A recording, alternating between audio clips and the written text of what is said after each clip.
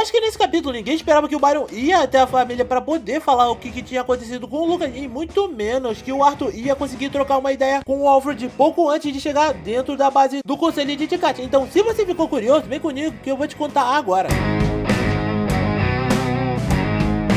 E aí galera, beleza? Quem fala é o Art. Galera, antes do vídeo começar, eu apenas queria estar falando sobre alguns pontos do que rolou no capítulo passado, como por exemplo, o fato do Art ter se reencontrado com a sua família, mesmo o Byron dando chilique pra que ele não se encontrasse com eles, depois de tudo que ele tinha feito. A mãe do cara entrando em lágrimas ao ver o filho naquela situação, e a Varai começando a falar sobre a sentença que o cara tinha ganhado depois de tudo aquilo, sem falar que a gente ainda teve a Caitlyn tentando defender o Arthur ao máximo pra que ele não fosse preso no processo, além da revelação surpreendente que, na verdade, aquilo foi comandado justamente pelos seus pais e o rei e a rainha não. O que, de certo modo, desencadeou na triste despedida do Arthur com seus pais e a Eleanor, pouco tempo depois, com o cara mal conseguindo se aguentar para que ele não soltasse lágrimas naquele momento, logo após ter ouvido do seu pai que eles sempre iam estar desse seu lado. Desse modo, encerrando o capítulo 141 de The Beginning of the End. E agora, voltando pro capítulo 142 de The Beginning of the End, a gente viu que o Alfred e o Byron voltaram a discutir por causa do Art, ao ponto de que até o Prota tava começando a achar tudo aquilo uma perda de tempo, fazendo com que a Varai tivesse que intervir para mais uma vez acabar com toda aquela bagaça. E quando ela faz isso, é aí que a gente vê o Byron vazando dali o mais rápido possível, emburrado, enquanto dava uma boa última olhada no nosso protagonista, o que provavelmente fez muita gente achar que ele ia tentar alguma coisa ou falaria alguma coisa pro Art nessa hora. Só que a única coisa que acontece é que ele vaza dali voando o mais rápido possível, e após ter feito isso, é aí que a gente vê que o Alfred manipula a magia de magma, ou pelo menos parece ser uma magia de magma, galera, porque tudo indica que seja isso, justamente para criar uma raia desse material. E ao ter concluído isso, é aí que a gente vê ele chamando o Art para poder subir em cima do construto de magma, ao mesmo tempo que ele também falava que o Art não precisava se preocupar, afinal aquilo não ia machucá-lo e muito menos feri-lo de alguma maneira, o que nem por um segundo fez com que o Prota se preocupasse, afinal ele não tinha algo que pudesse fazer. Daí, após finalizarem a conversa, a gente vê que os dois levantam o voo junto com a Varai e a Sylvie, que estava sendo confinada dentro de uma esfera de gelo, o que sinceramente me deu uma completa raiva por eles terem feito isso com a Sylvie. E sinceramente, com certeza eles nunca teriam feito isso caso soubessem quem ela é e quais seriam as consequências caso eles fizessem isso, mas provavelmente é bem capaz que eles arquem com as consequências por terem feito o Prota passar por tudo isso mais pra frente. Sem falar que quando eles levantam o voo, a gente vê o Prota olhando pra Shirus mais uma vez antes de sair daquele local, com a gente vendo logo depois o Byron chegando dentro da casa dos Wilkes junto do corpo do seu irmão, bem na hora que sua recepção fica surpresa por ele ter aparecido daquela maneira. E ao entrar dentro da casa dos Wilkes, é aí que a gente vê que duas empregadas ficam completamente nervosas por verem a lança dentro daquele local, já que elas não esperavam que ele aparecesse nesse momento. Fora que elas também perguntam o que ele estava segurando naquele momento, mas a única coisa que o Byron responde é que ele queria ver o seu pai o mais rápido possível. Desse modo, com a gente vendo logo depois que o cara tinha ficado completamente pistola pelo Lucas ter cometido um ato tão hediondo quanto esse, mas não pelo fato de ele amar o Lucas ou algo assim, e sim porque ele viu o Lucas como um tipo de desperdício, já que ele tinha investido vários tipos de coisa no meliante, como por exemplo vários elixires, vários treinamentos, além das bestas de mana que o cara tinha durante todo esse processo. E como uma forma de descontar a raiva, é aí que ele fala que o Byron também tinha culpa no cartório por não ter defendido o nome da família Wilkes, além de tentar dar um tapa na cara do próprio filho, o que obviamente fez com que o Byron impedisse aquilo, falando que ele era uma lança. E graças a tudo isso, o pai não vê aquilo como nada menos além de um ato arrogante. Afinal, pelo andar da carruagem, provavelmente o Byron, antes de se tornar uma lança, devia abaixar a cabeça pro pai nessa época, o que faz com que ele novamente relembrasse o Byron, que foi a sua família que colocou ele na posição onde ele tá hoje em dia. E após perguntar o que tinha rolado para que tudo isso acontecesse, é aí que o Byron explica que as testemunhas tinham explicado que o Lucas tinha participado de um ato terrorista dentro da Academia Shirus junto de um cara chamado Draniv, ao mesmo tempo que o Byron também explica que o Arthur tinha sido responsável por dar cabo do seu irmão. E quando ele fala isso, é aí que a gente vê que o seu pai não tava dando a mínima pro que tinha acontecido com seu filho mais novo, mas fez com que ele pensasse no que ia dizer pra família real, o que fez com que ele chamasse a sua secretária, falando para que ela escrevesse uma carta para entregar pra galera no conselho, que diria que o filho dele não teve nada a ver com isso, pelo menos não diretamente, já que ele estaria sob a completa influência do Draniv e isso teria causado a sua completa obediência, desse modo fazendo com que ele obedecesse o meliante do Draniv até a sua morte, já que caso contrário ele nunca teria sido capaz de tomar todas essas decisões. E ao ter pedido isso, é aí que ele também pede pra que o conselho desse cabo do Prota por ele ter feito tudo isso com seu filho e a sua família nesse momento, fazendo com que ele esperasse que o conselho chegasse a uma decisão justa. E daí, depois que o cara mete todo esse discursinho, é aí que ele pergunta pro Byron se